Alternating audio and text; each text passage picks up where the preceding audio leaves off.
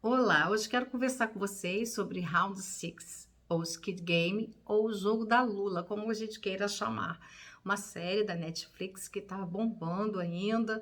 E se você já viu a série, você pode continuar assistindo esse vídeo, mas caso você não tenha assistido ainda, eu sugiro que você assista primeiro a série, depois volte e assista o nosso vídeo, você vai gostar bastante. Vamos falar um pouco, né, dar uma sinopse rápida sobre a série. A série conta a história de 456 pessoas que são endividadas e que são convidadas a participarem de um jogo cujo prêmio de 45,6 bilhões de wons, moeda sul-coreana, que acontece esse jogo na Coreia, e eles vão participar desses jogos que parecem ser jogos infantis, mas que de infantis não tem nada, de uma perversidade inominável, na qual as pessoas pagam com a vida quando não conseguem cumprir com as regras desses jogos. Então, a partir do primeiro jogo, os personagens no Batatinha Frita 1, 2, 3, quem não consegue avançar, passar, né, chegar ao final do jogo, paga com a vida. E as pessoas, os componentes que sobreviveram a essa primeira etapa, acabam desesperados e pedem para sair. Então há uma parcela dos componentes, dos jogadores, que decide pedir para sair do jogo. Então é aberta uma votação para que as pessoas decidam por voto e há um empate. Para desempatar isso, então o velhinho, que é o 01, é o jogador 01, que vai fazer o desempate. Ele dá o voto dele de Minerva e vota a favor de que as pessoas possam retornar para suas casas. Depois a gente vai se dar conta de que foi ele o grande idealizador desses jogos. Então as pessoas voltam para casa, mas se sentem super angustiadas e conseguem perceber que a realidade da vida delas é pior do que aquela que eles enfrentavam dentro dos jogos.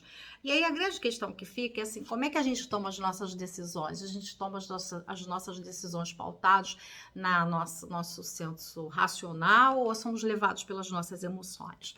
Então, o pesquisador Antônio Damasio, ele diz que nós nos envolvemos, ao tomarmos nossas decisões, somos movidos não apenas pela razão, mas também pela emoção. Nós pensamos nas decisões que vamos tomar e no como vamos nos sentir se tomarmos determinada decisão no futuro. Como é que seria aquilo? Qual a sensação que eu vou ter? Vou ter muita felicidade, eu vou me realizar. Então você, assim, visualiza, se vê daquela forma, com aquela emoção sentida, e em virtude disso você decide por tomar certas decisões em relação às outras que você deixou de escolher. Então, você nunca é movido simplesmente só pela sua razão, você também é movido pela sua emoção. Então, cada participante daquele que resolveu retornar para o jogo por quê?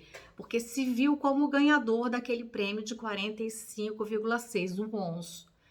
Ele se viu ganhador, ele se viu saindo daquela situação tão horrorosa de dívidas imensas, melhorando a vida da sua família e por isso voltou para o jogo. Em virtude disso eles voltaram, não porque não, é só pelo que. Não, pela emoção, pela questão de se ver num futuro bem próximo, sabe? Feliz com a família, com os amigos, numa situação boa, melhor do que estava no momento. E é assim que nós fazemos nos nossos dias, no nosso dia a dia, né? Nós tomamos nossas decisões sempre pensando em como vamos nos sentir. E talvez até nós imaginamos essa sensação no nosso corpo, né? Nós vivenciamos isso previamente antes daquilo realmente de fato acontecer. Muitas vezes as decisões que tomamos acabamos por sermos infelizes, por não darem certo. Algumas vezes não, nós conseguimos acertar naquilo que escolhemos, né? Outra questão que se coloca do ponto de vista psicológico e da neurociência é a questão do estresse, né? Porque observamos que ao longo dos jogos, muitos jogadores eram mortos, né? Perdiam e não retornavam para o dormitório. E as paredes do dormitório iam sendo modificadas e apareciam os outros jogos. Só que as pessoas não conseguiam se tocar e observar os detalhes no entorno. Por que isso? Porque elas estavam sob estresse constante. Então, o estresse libera um hormônio no nosso corpo chamado cortisol. Esse hormônio, em uma quantidade normal, ele serve para que a gente saia da nossa zona de conforto, para que a gente consiga resolver os nossos problemas e tudo mais, mas numa condição de estresse contínuo, de estresse constante, como eles estavam vivendo, né, em que você está suando o tempo inteiro, taquicardia, pressão arterial altíssima por conta do horror que você está vivendo. Quase como se estivesse numa zona de guerra. E era realmente uma zona de guerra pela própria vida. Ainda que na busca de uma vida melhor, mas ali se pagava com a própria vida. Então, esse estresse constante gerava um total desespero dos participantes. Então, quando você está num estresse assim, contínuo, você não consegue ter atenção para detalhes, para minúcias. E o estresse constante, ele vai liberar mais cortisol. Cortisol, numa área que é a área responsável pela nossa memória, o hipocampo, ela vai prejudicar, porque vai fazer com que haja morte neuronal. E essa parte é importante do nosso cérebro pela nossa memória.